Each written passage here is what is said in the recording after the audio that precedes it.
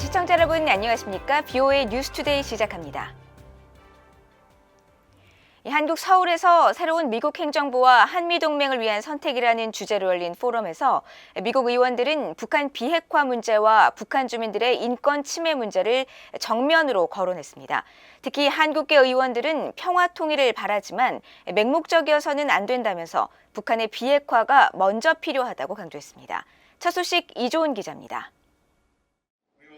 미국 공화당 소속의 영김 하원 의원은 24일 글로벌 평화재단과 미주통일연대, 원코리아 파운데이션이 공동 주최한 화상 포럼에서 북한의 비핵화를 강조했습니다. 자신은 한국의 통일이 평화롭게 이뤄지길 바라지만 맹목적으로 이런 꿈을 이룰 순 없다면서 비핵화에 많은 노력을 기울여야 한다고 밝혔습니다. 또 북한 주민들도 인간으로서 존엄성을 인정받을 수 있도록 김정은 체제의 실질적인 행동이 필요하며 북한의 비핵화 주장을 국제사회는 검증해야 한다고 강조했습니다. In order to move towards that future, there must be a complete and irreversible denuclearization of the Korean Peninsula. We must also have the ability to independently verify any claims of denuclearization. 김 의원은 그러면서 북한의 인권 유린 문제도 계속 우선시해야 한다면서 국무부 내 북한 인권 특사 임명을 바이든 행정부에 촉구하기 위해 노력하고 있다고 밝혔습니다. 민주당의 GK 버러필드 하원 의원도 북한에 가족을 둔 비극으로 고통받고 있는 수많은 사람들이 있고 또 북한의 무모한 지도자에 의해 전 세계가 위협을 받고 있다고 지적했습니다. 그러면서 이는 바로 자신이 속한 하원 외교위원회가 한반도 문제에 특별한 관심을 기울이는 이유라며 한반도 상황은 새로운 접근법과 혁신으로 해결돼야 한다고 강조했습니다. This situation must come to a resolution with new approaches and innovative approaches. 한국과 북한의 이상가족 상봉 문제도 거론됐습니다. 영김 의원과 또 다른 한국계 초선인 공화당의 미셸 스틸 하원 의원은 공동 발의자로 참여한 이상가족 상봉법안의 통과를 촉구했습니다. They are getting all old. I think it's time to open them up and let them meet their families that sisters, brothers, and mother, father maybe passed away already. 두 의원은 또 한국계 미국인 의원으로서 미국과 한국 의원들 간의 교류를 공식화하는 데도 집중할 것이라고 밝혔습니다. 포럼에 참석한 민주당의 롭 위트만 의원도 이상가족 상봉의 필요성을 역설했습니다. 위트만 의원은 현재 미국의 입장은 로널드 레이건 전 대통령이 과거 독일 통일을 위해 베를린 장벽에 섰던 것을 연상시킨다며 한반도의 경우 미국이 38선에 서서 이상가족 상봉을 보게 될 수 있길 바란다고 말했습니다. BOA 뉴스 이조은입니다. 미국 연방법원이 북한의 미국 함정 푸에블로호 납포 사건의 피해자들이 제기한 소송에서 역대 최대 규모인 23억 달러 배상 판결을 내린 데 대해 원고 측은 북한 자산 몰수 등 본격적인 배상금 회수 작업에 나서겠다고 밝혔습니다. 또 승조원들은 북한이 강제로 끌고 간 푸에블로호 반환을 강력히 희망한다는 뜻도 전했습니다. 함지아 기자가 보도합니다. 이번 푸에블로호 승조원들과 가족 등을 대신해 미국 연방법원으로부터 23억 달러의 배상 판결을 이끌어낸 MSK 로펌의 마크 브레빈 변호사는 25일 BOA에 정의가 실현됐다면서 큰 난관을 넘었다고 말했습니다. 그러면서 여전히 해결해야 할 과제가 많다고 말했습니다. 승조원 등에게 23억 달러에 달하는 배상금이 실질적으로 전달되기까지 거쳐야 할 과정이 남아있다는 겁니다. Justice is served insofar as the courts are concerned, and then the question comes next of what portion of the judgment will the plaintiffs receive, and when they do begin to receive a portion of their judgments, it will be obvious to everyone that yes, justice has been served. 앞서 미국 연방법원은 24일 생존에 소송을 제기한 푸에블로호 승조원 49명과 가족 또 유가족 등 총 171명에게 북한이 23억 1천만 달러를 배상해야 한다고 판결했습니다. 푸에블로호 납포 사건은 1968년 1월 13일 북한이 한국 대통령을 살해하기 위해 무장한 군부대원 31명을 난파했다가 1명만 살아남고 29명이 사망한 사건이 발생한 후 이틀 뒤인 1968년 1월 15일 벌어진 일로 북한군이 동해상에서 미국 해군 정찰함 푸에블로호를 강제 납포해 승조원 80여 명이 11개월 동안 북한에 억류됐고 납포 과정에서 미군 측에 사상자가 발생하기도 했습니다. 푸에블로호 승조원과 가족, 유족 등은 지난 2018년 2월 북한 억류 기간 입은 피해에 대한 책임을 묻기 위해 미국 연방법원에 소송을 제기했습니다.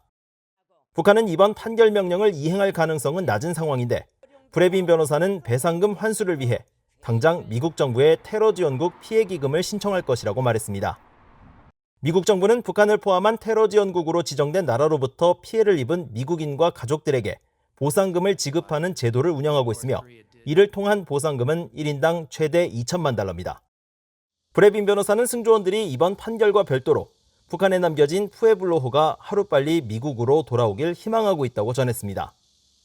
So one additional thing that can happen that would give peace of mind to the crew is if the United States and North Korea could find a way to get the Pueblo returned to the United States. It's been an issue of concern for the crew forever. 한편 푸에블로호 생존 승조원이었던 던 페파드 생존 승조원 모임 회장은 로펌 측이 공개한 보도자료를 통해 마침내 우리가 겪은 일에 대해 인정을 받아 다행이라며 환영의 뜻을 밝혔습니다. 또 지난해 11월 사망한 승조원 허먼 볼드리치 씨의 딸인 캐서린 소토 씨도 아버지의 억류로 모든 가족이 고통을 받아왔다며 아버지가 살아있었다면 정의가 실현됐고 이 모든 게 마무리됐다는 걸 알릴 수 있었을 것이라고 말했습니다.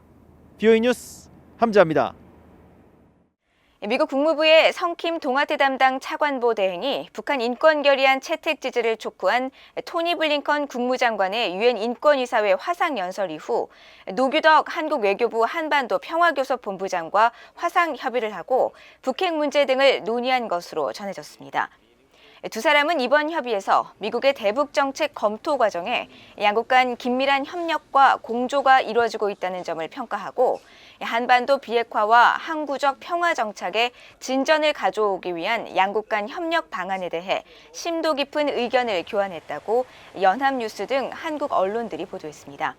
또 미국의 대북 정책 검토 과정을 포함해 앞으로 미한 간 각급에서 밀도 있는 협의를 지속해 나가기로 의견을 모은 것으로 알려졌습니다. 김대행과 노규덕 본부장의 이번 화상회의는 지난 18일 미한일 3자 회담 이후 일주일 만이며 24일에는 3년 만에 유엔 인권이사회에 복귀한 미국의 토니 블링컨 국무장관이 화상연설을 통해 각국에서 벌어지는 인권 침해 문제에 관여할 것이라는 입장을 밝히면서 유엔 회원국들에게 북한 인권 결의안 지지를 촉구했습니다.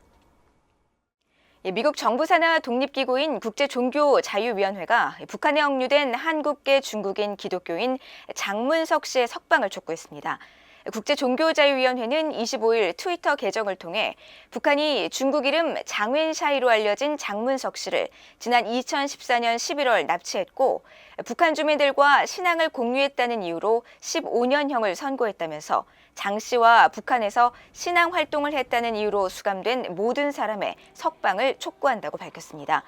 국제종교자유위원회에 따르면 장문석 씨는 중국 창바이 지역에서 한충렬 목사와 함께 북중 국경을 넘어 들어오는 탈북민들을 지원했고 탈북민들이 원할 경우 자신의 신앙을 소개했고 여러 탈북민들이 그의 메시지를 받아들여 기독교인이 됐는데 이후 장 씨는 2014년 11월 북한으로 납치됐고 15개월 후 한 목사는 창바이에서 살해됐습니다. 장 씨는 15년형을 선고받고 수감됐으며 이후 다른 수감자들이 그를 직접 만났거나 그에 대한 소문을 들었다고 위원회는 밝혔습니다. 유엔 주재 미국 대사가 외교 무대에 미국이 복귀했으며 다자주의가 복원됐다고 거듭 강조했습니다. 린다 토마스 그린필드 대사는 25일 뉴욕 유엔 본부에서 열린 유엔 사무총장 신임장 제정식 이후 열린 기자회견에서 이같이 말하고 미국은 인권 증진 문제와 유엔 개혁 등 당면한 문제를 잘 알고 있으며 동맹국들을 비롯해 다른 나라들과 함께 이를 해결하기 위해 관여할 것이라고 말했습니다. 토마스 그린필드 대사는 특히 다음 달 1일부터 미국이 안보리 순회 의장국을 맡게 된다며 많은 할 일이 있고 또 일할 준비가 돼 있다고 말했습니다. 북한의 사회계급 제도인 성분제도는 과거 남아프리카 공화국의 인종차별 정책과 흡사하며 북한 내 만연한 인권 유린은 이 같은 성분제도에서 시작된다는 분석이 나왔습니다. 워싱턴의 민간단체인 북한인권위원회는 25일 보고서에서 북한의 성분제도와 남아프리카 공화국의 인종차별 정책인 아파르테이트는 하나의 무리가 다른 무리에 대해 억압을 행사하고 식량이나 의약품 등의 접근성에 영향을 미칠 수 있는 제도적인 차별을 하고 있다는 점에서 매우 비슷하다고 밝혔습니다. 보고서는 그러면서 아파르테이트와 이 성분의 사회계급 제도와 연관된 반인도 범죄는 각각 남아공의 국민당과 북한의 노동당의 정치적 목적과 정책, 관행을 실행하기 위해 저질러졌으며 두 나라의 제도는 특정 계층을 억압하고 기회와 권리, 혜택을 부정하는 개념에 기반을 두고 있다고 설명했습니다.